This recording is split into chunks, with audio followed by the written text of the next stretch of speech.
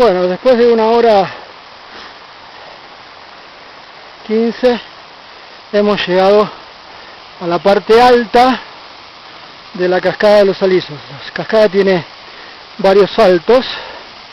Este es el más alto para la vista de la gente.